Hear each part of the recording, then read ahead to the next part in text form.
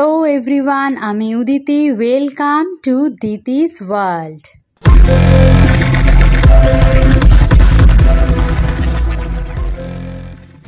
এর আগের পর্বে মথুরা ভ্রমণের সমস্ত তথ্য তোমাদের সঙ্গে শেয়ার করেছি, আর এই পর্বে আমরা এখন চলে এসেছি বৃন্দাবনে। আজ সারাদিনটা আমাদের সঙ্গে তোমাদেরকেও বৃন্দাবন ভ্রমণ করাবো। তো চলো ভিডিওটা শুরু করা যাক। বৃন্দাবন হলো ভারতবর্ষের উত্তরপ্রদেশ রাজ্যের মথুরা জেলার অন্তর্গত একটি শহর। বৃন্দাবন কথাটি এসেছে একটি সংস্কৃত শব্দ থেকে, বৃন্দা যার অর্থ তুলসী আর বন মানে অরণ্য। মথুরা থেকে বৃন্দাবনের দূরত্ব 10 কিলোমিটার মতো। মথুরা থেকে বৃন্দাবন আসার জন্য এসি গাড়ি, বাস এবং টোটো সব কিছুই অ্যাভেলেবেল। আমরা হোটেল থেকে চটজলদি আজকে সকালের ব্রেকফাস্টটা সেরে নিয়েছি এবং ব্রেকফাস্ট করেই প্রিন্সি সহ আমরা সবাই রেডি হয়ে নিয়েছি। যাচ্ছি বাকি বিহারী মন্দির। মন্দির চত্বরে এসেই প্রথম কাজ দোকান থেকে ডালা কেনা এবং সেই দোকানেই জুতোটা ছেড়ে যাওয়া, এবং যে দোকানে জুতোটা ছেড়ে যাবে সেই দোকানের ছবিটা বা কোনো রকম ল্যান্ডমার্কটা কিন্তু অবশ্যই মনে রেখো। আমি যেমন এরকম ছবি তুলে রেখেছি, কারণ দেখলাম যে গেট দিয়ে আমরা এন্ট্রি নিলাম বেরোনোর সময় অন্য এক গেট নাম্বার দিয়ে আমাদের বের হতে হলো। তাই যদি জুতো না খুঁজে পাই, তাই লোকাল কোনো দোকানকে ওই দোকানের ছবিটা দেখালে তারা আমাকে গাইড করে দিতে পারবে ঠিকভাবে। যে দোকানে জুতো ছাড়ছো সেই দোকানের নাম অথবা ল্যান্ডমার্কটা মনে রেখো কিন্তু।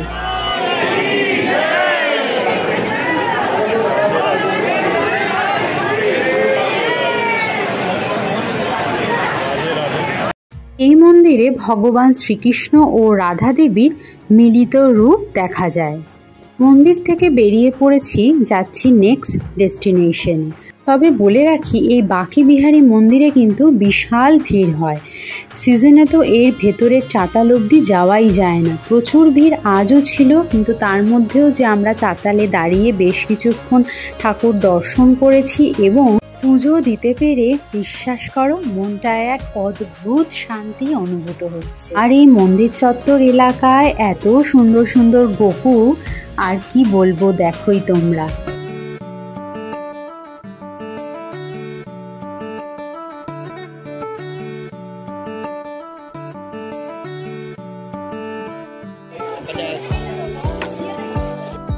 এই সময়টা এখন মথুরাতে প্রচণ্ড গরম। যতক্ষণ না বৃষ্টি হবে গরমের আধিক্য এরকম বাড়তেই থাকবে। তাই নিজেদের একটু স্বস্তির জন্য নিয়ে নিলাম জুস।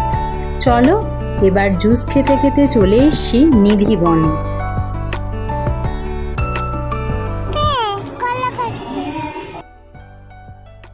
প্রসঙ্গত বলে রাখি, নিধিবন কিন্তু বিকেল 5:30টার পরে বন্ধ হয়ে যায়, কারণ মনে করা হয় এই জায়গায় এখনও ভগবান শ্রীকৃষ্ণ গোপিনীদের নিয়ে প্রতি রাতে রাসলীলা করেন।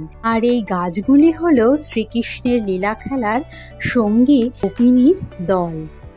স্থানীয় লোকেরা সন্ধ্যের পর এখান থেকে নানা রকমের আওয়াজ শুনতে পান, আর এই জন্যই সন্ধ্যের পর এখানে কিন্তু ঢোকা নিষিদ্ধ।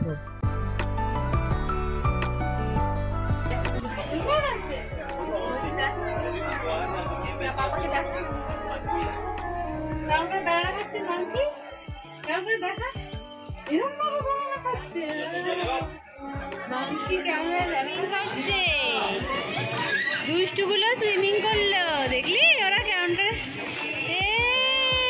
ডুবে গেছে।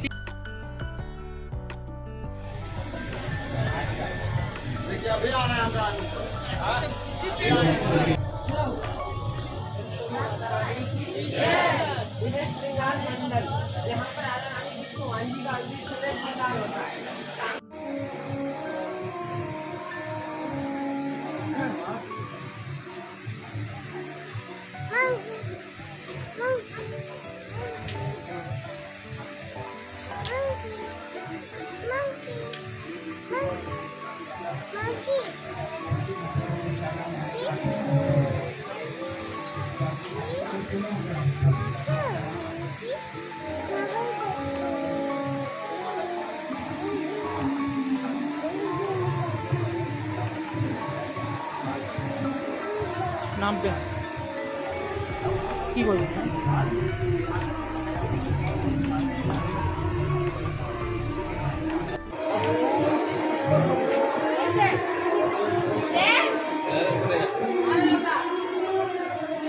কি দেখছিস প্রিন্সি?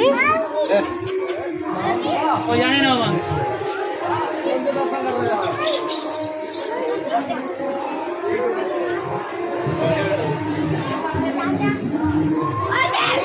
ওই দে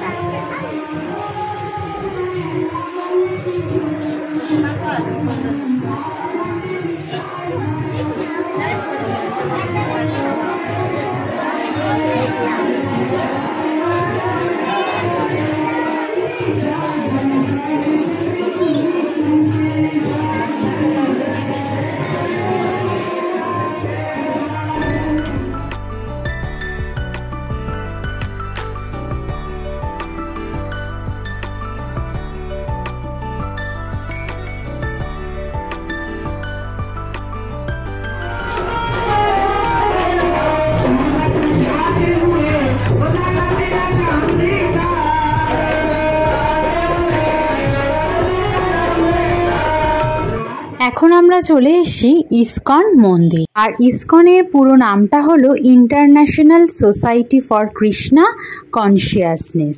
এই মন্দির কিন্তু 1:45 বন্ধ হয়ে যায়, আবার বিকেল 4টের সময় খোলে। অসাধারণ সুন্দর মার্বেল খচিত কারুকার্য আর মন্দিরের ভেতরে হওয়া নাম গানে সকল দর্শনার্থীর মন আকর্ষণ করে।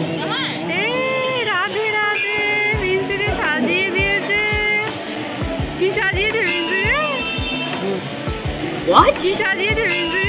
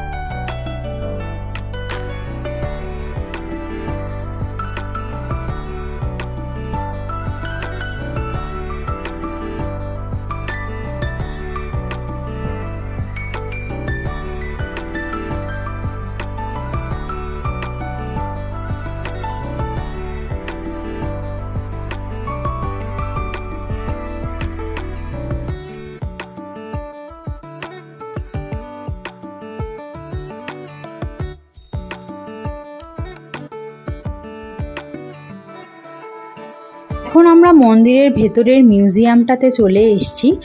আর এখানে একটা ইন্টারেস্টিং ব্যাপার যেটা দেখতে পাচ্ছি, দেখো এই মানচিত্রে যেই লাইটগুলো জ্বলছে সেটা রিপ্রেজেন্ট করছে বিশ্বের কোথায় কোথায় ইসকন মন্দির অবস্থিত।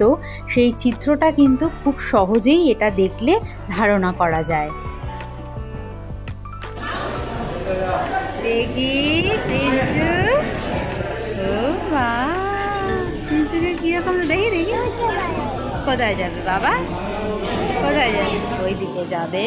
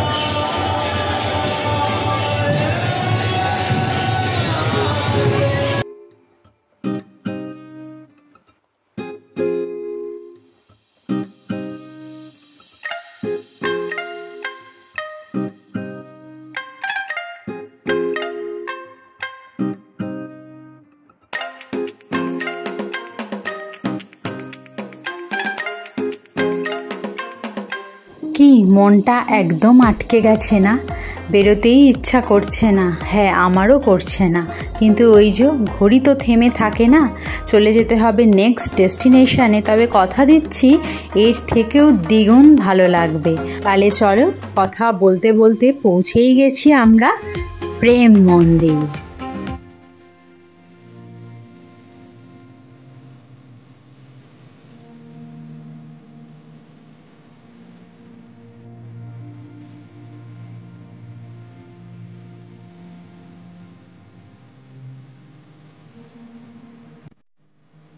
এত সুন্দর লাগছে।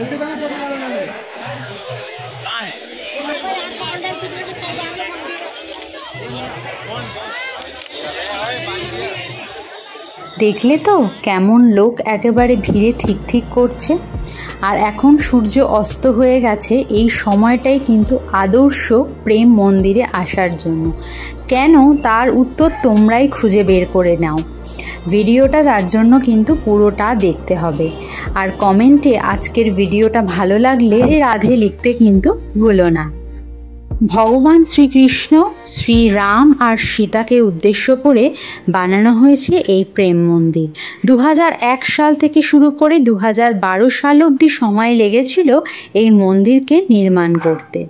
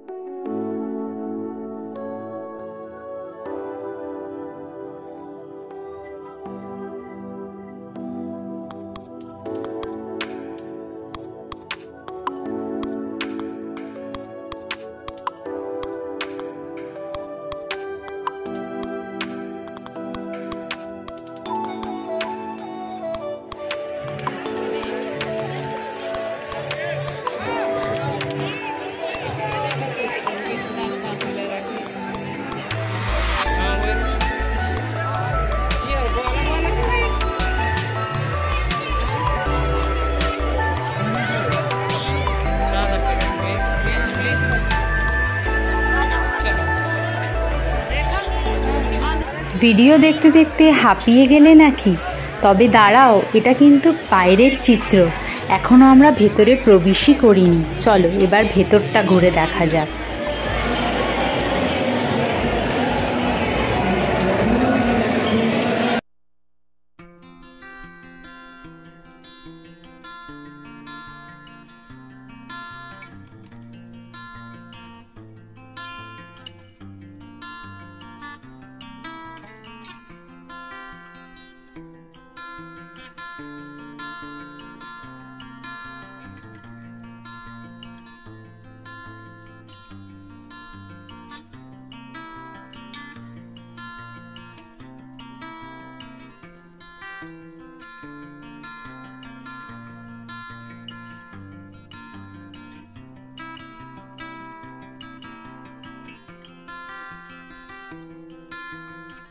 সময় যে নাই, বিদায় নেব তাই। অনেকটা সময় আমরা এখানে কাটালাম, এবার ডিনার করার পালা। চলো আজকের মতো সবাইকে good night. Good morning everyone.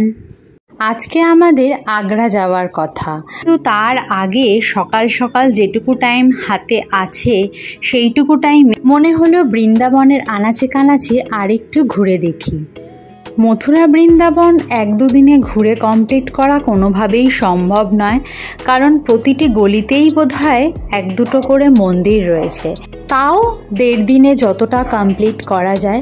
তো আজকে আমরা সবার প্রথমে যাব হচ্ছে রঙ্গজি মন্দির, রঙ্গনাথজি মন্দিরও বলা হয়, যা হলো বৃন্দাবনের সর্ববৃহৎ মন্দির। আমরা পৌঁছে গেছি রঙ্গনাথজি মন্দিরে। এটি দক্ষিণ ভারতের শ্রী রঙ্গনাথ স্বামীজির মন্দিরের একদম এক্স্যাক্ট রেপ্লিকা। মন্দিরের আনাচে কানাচে তোমরা দেখতে পাবে দক্ষিণ ভারতীয় সংস্কৃতির নানা রকম নিদর্শন। বৃন্দাবনেও কিন্তু বাদরের উপদ্রব মারাত্মক, তাই ছোটোখাটো হাতের সামনের জিনিসগুলো, বিশেষ করে চশমা, পার্স, মোবাইল এবং ক্যামেরা, এগুলো কিন্তু খুব সাবধানে রেখো।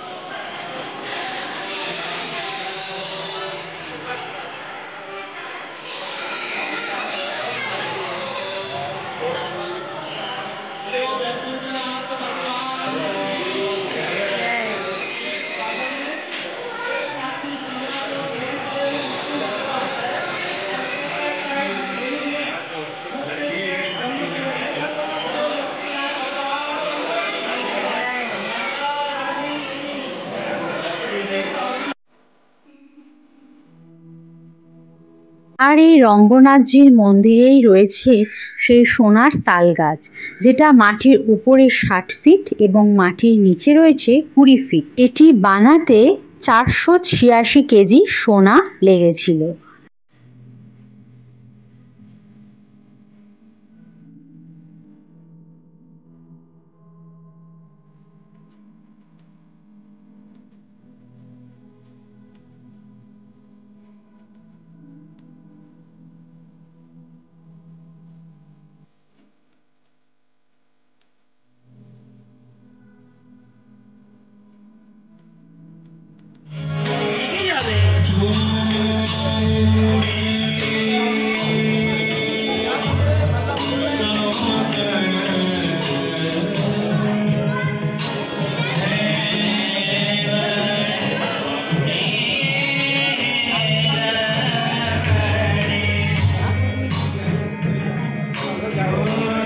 এখন আমরা চলে এসেছি শ্রী রাধা রমন মন্দিরে।